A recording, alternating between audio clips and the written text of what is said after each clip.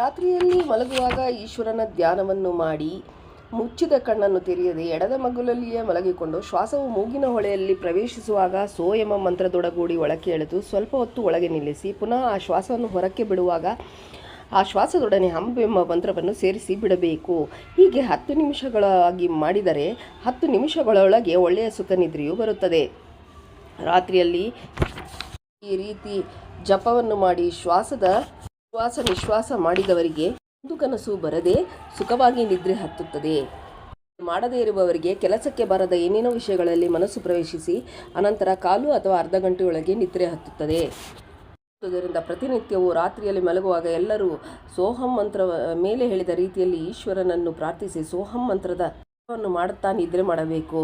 1, 2, 3 ದಿನಗಳವರೆಗೆ ಇದರ ಅನುಭವವು ನಿಮಗೆ ಪ್ರತ್ಯಕ್ಷ ದೃಷ್ಟಾಂತವಾಗಿ ಕರತಲಮಾಲಕದಂತೆ ತಿಳಿಯಬರುವುದು ಎಂದು ಕಡಪ ಸ್ವಾಮಿ